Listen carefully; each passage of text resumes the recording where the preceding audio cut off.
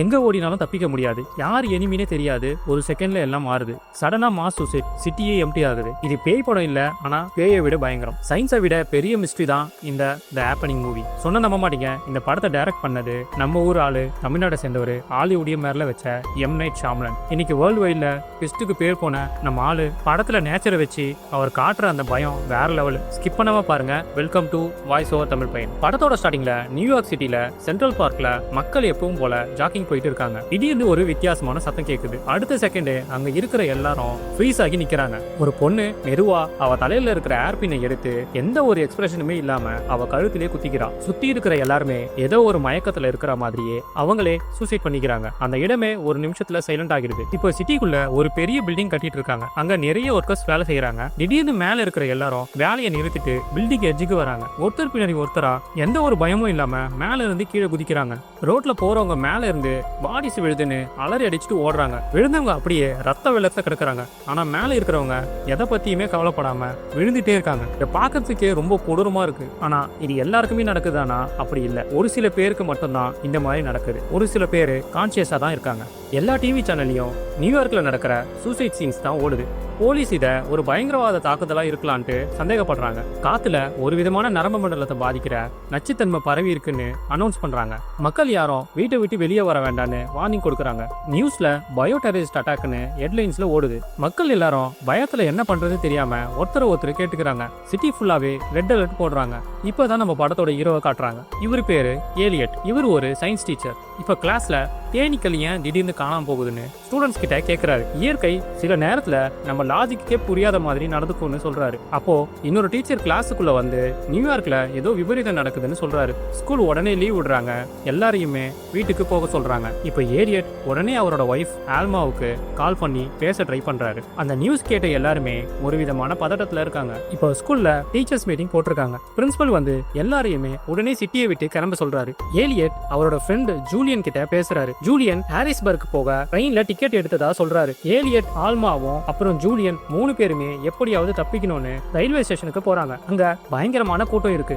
ஏலியட்டும் ஆல்மாவும் ஸ்டேஷனுக்கு போறப்போ அவங்களுக்குள்ள ஏதோ ஒரு மிஸ் அண்டர்ஸ்டாண்டிங் இருக்கிறது தெரியுது. ஆல்மா போன்ல யாருக்கோ மெசேஜ் பண்ணிட்டு இருக்கிறத ஏலியட் கவனிச்சிட்டாரு. 2 பேரும் பக்கத்துல இருந்தாலும் ஒரு விதமான தூரம் இருக்கிறது தெரியுது. ஆல்மா ரொம்ப அப்செட்டா இருக்கா. ஏலியட் அவளை சமாதானப்படுத்த ட்ரை பண்றாரு. ஆனா சுத்தி நடக்கிற மரணங்கள் அவங்கள விடாம துரத்துறதுனால அவங்க அந்த பிரச்சனையை தள்ளி வைக்கிறாங்க. உயிர் பிழைக்கிறது தான் இப்போ மெயின் கோலா இருக்கு. ரயில்வே ஸ்டேஷன்ல ஜூலியன் அவரோட பொண்ணு ஜெஸ்ஸியை கூட்டிட்டு வராரு. ட்ரெயின் இப்போ பிலடெல்பியால இருந்து கிளம்புது. பயணிகள் எல்லாருமே அவங்க லேப்டாப், போன்ல நியூஸை பாக்குறாங்க. போஸ்டன் சிட்டிலையும் பெண்கள், குழந்தைகள் கூட வரிசையா தற்கொலை பண்ணிக்கிட்ட நியூஸ் வருது. இதை பார்த்த மக்கள் எல்லாருமே பயத்துல கத்த ஆரம்பிக்கிறாங்க. ஏலியட் ஜெஸ்ஸியோட கண்ணை மூடி நியூஸ் பார்க்காம பாத்துக்கிறாரு. திடீர்னு ட்ரெயின்ல இருக்கிறவங்க போன்ல சிக்னல் போயிடுது. ட்ரெயின்ல ரேடியோ சிக்னல், இன்டர்நெட் எல்லாமே கம்ப்ளீட்டா கட் ஆகிடுது. வெளியே என்ன நடக்குதுன்னு யாருக்குமே தெரியல. ட்ரெயின் மெதுவா அதோட ஸ்பீடை குறைக்குது. பேசஞ்சர்ஸ் எல்லாமே சீட்டை விட்டு எழுந்து என்ன ஆச்சுன்னு கேட்க ஆரம்பிக்கிறாங்க. ட்ரெயின் இப்போ யாருமே இல்லாத ஒரு சின்ன கிராமம் ஃபில்பர்ட் அப்படின்ற ஒரு ஸ்டேஷன்ல வந்து நிக்குது. கண்டக்டர் வந்து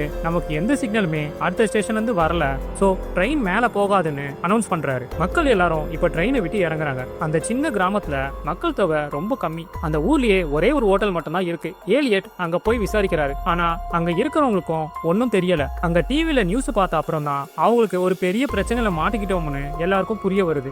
ஜூலியனோட ஒய்ஃப் பிரின்ஸ்டன்ற ஏரியாவில் மாட்டிக்கிட்டாங்கன்னு தெரிஞ்சு அவரு ரொம்ப உடஞ்சு போயிடுறாரு. ஏலியட் கிட்ட என் ஒய்ஃப் அங்க தனியா இருக்கா, நான் அவளை தேடி போகணும், ஜெஸ்ஸியை நீங்க பாத்துக்கிறீங்களான்னு கேட்கிறாரு. ஏலியட் சரின்னு சொல்லி ஜெஸ்ஸியை பாத்துக்கிற பொறுப்பை ஏத்துக்கிறாரு. ஜூலியன் ஜெஸ்ஸிக்கு ஒரு முத்தம் கொடுத்துட்டு அங்க இருந்து அவங்க ஒய்ஃபை தேடி புறப்படுறாரு. இப்போ ஜூலியன் போற காரு பிரின்ஸ்டன் சிட்டிக்குள்ள நுழையுது. ஏரியாவே மயான அமைதியா இருக்கு. ரோட்ல ஒரு ஆள் கூட நடமாடல. ஆனா ரோடோரமா இருக்கிற மரங்கள்ல வரிசையா மனுஷங்க தூக்கு போட்டு செத்து தொங்குறாங்க. காரோட விண்டோ வழியா ஜூலியன் இதை பார்த்துட்டு பயத்துல உறைஞ்சு போறாரு. கார் டிரைவர் பயத்துல காரை வேகமா ஓட்டுறான். அந்த இடமே பேய் ஊர் மாதிரி மாறிடுச்சு. ஜூலியன் போற அந்த கார் ஒரு பழைய மாடல். அதோட டாப்ல ஒரு சின்ன ஓட்டை இருக்கு. அந்த ஓட்டை வழியா வெளியே இருக்கிற டாக்ஸின் கலந்த அந்த காத்து உள்ள நுழையுது. காத்து உள்ள வந்த அடுத்த செகண்டே டிரைவர் விசித்திரமா நடந்துக்கிறாரு. இப்ப கார் கண்ட்ரோல் இல்லாம ஸ்பீடா ஒரு மரத்துல போய் மோதுது. கார் இப்போ சுக்குநூறா உடையுது. முன்னாடி உட்கார்ந்து இருந்த டிரைவர் அங்கேயே செத்துடுறாரு. ஜூலியன் மட்டும் எப்படியோ அடிபட்டு தப்பிச்சு வெளியே வராரு. ஆனா அந்த காத்து அவரையும் பாதிச்சிருக்கு. கீழே கிடக்கிற இருக்கிற உடஞ்ச கண்ணாடி துண்டை எடுத்து ரொம்ப அமைதியா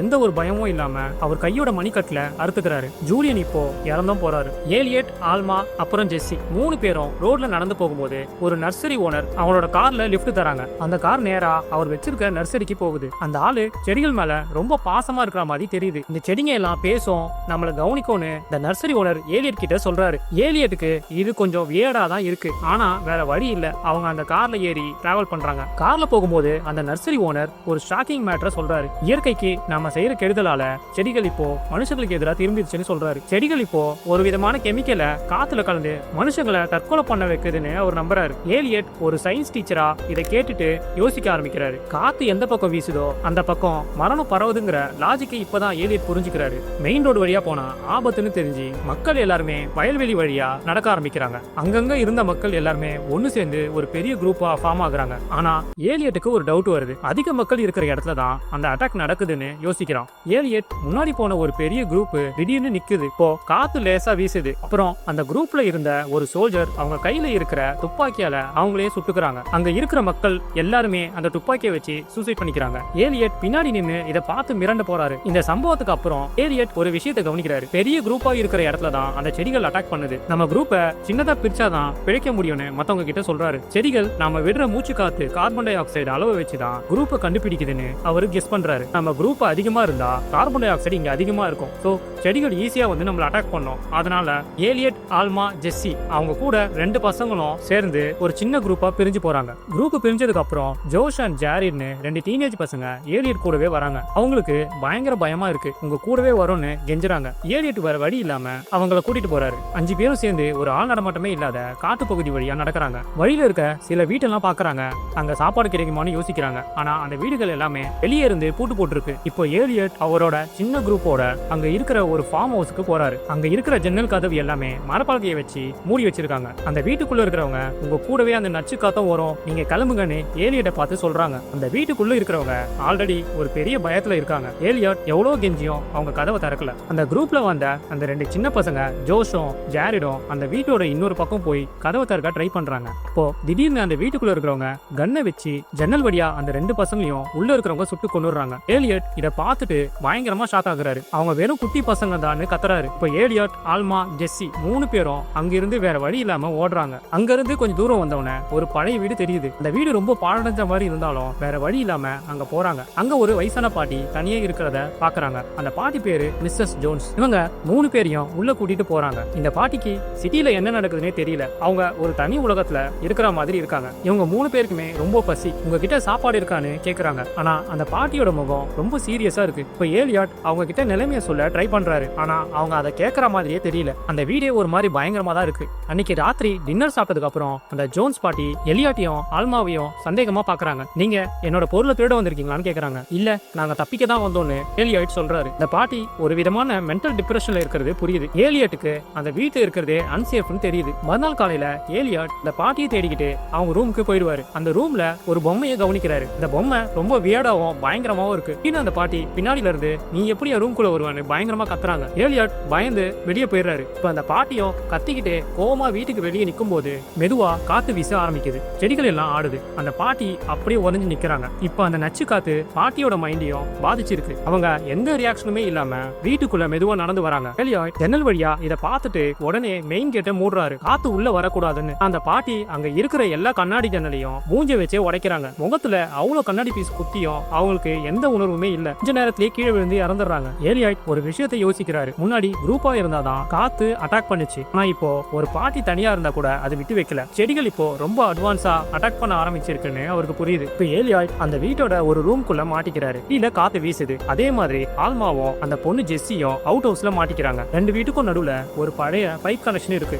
அது வழியா இவங்க 2 பேரும் பேசிக்கிறாங்க. அவுட் ஹவுஸ்ல இருக்கிற அவங்க 2 பேரையும் ஒரு தடவை கடைசியா பார்க்கணும்னு ஏலியட் நினைக்கிறாரு. இப்போ ஏலியட் வீட்டு கதவை திறந்து அவுட் ஹவுஸை நோக்கி நடந்து போறாரு. அதே மாதிரி அவுட் ஹவுஸ்ல இருந்து ஆல்மாவும் ஜெஸ்ஸியுமே வெளியே வராங்க. சுத்தி பயங்கரமா காத்து வீசுது, மரங்கள் எல்லாமே ஆடுது. இப்போ அட்டாக் ஆக போறோம்னு தெரிஞ்சு 3 பேருமே கையை பிடிச்சிட்டு நிக்கிறாங்க. ஆனா ஆச்சரியமா அவங்களுக்கு எதுவுமே ஆகல. காத்து வீசுறது திடீர்னு நிக்குது, செடிகளை அட்டாக் பண்றத நிறுத்திடுச்சு, உலகமே அமைதியா மாறுது. இந்த தீவிர நோய் பரவல் முடிவுக்கு வருது. அந்த சம்பவத்துக்கு அப்புறம் 3 மாசம் கழிச்சு ஏலியாய்ட் மற்றும் ஆல்மா இப்போ ஜெஸ்ஸியை அவங்க சொந்த பொண்ணு மாதிரி வளர்க்குறாங்க. அவங்க பழையபடி சிட்டிக்கு வந்துட்டாங்க. ஸ்கூல் எல்லாமே மறுபடியும் ஓபன் ஆகிடுச்சு. அவங்க லைஃபே இப்போ ரொம்ப நார்மலா, அதே டைம்ல ரொம்ப ஜாக்கிரதையாகவும் போயிட்டு இருக்கு. இந்த மரண பயத்துல இருந்து அவங்க மெதுவா வெளியே வராங்க. ஆல்மா ஒரு பிரெக்னன்சி டெஸ்ட் கிட்ட ஏலியாய்ட் கிட்ட காமிக்கிறாங்க. அவங்க 2 பேருக்கும் நடுவுல இருந்த பழைய மனக்கசப்பு எல்லாம் போய் இப்போ ஒரு புது வாழ்க்கையா வாழறாங்க. இப்போ டிவியில ஒரு இன்டர்வியூ ஓடுது. ஒரு சயின்டிஸ்ட் இயற்கை கொடுத்த இந்த வார்னிங் நம்ம புரிஞ்சுக்கணும்னு சொல்றாரு. இது வெறும் ஆரம்பம் தான், நம்ம மாறலனா இன்னும் பெரிய பாதிப்பு வரும்னு சொல்றாரு. உலகமே அந்த நச்சு காத்துக்கு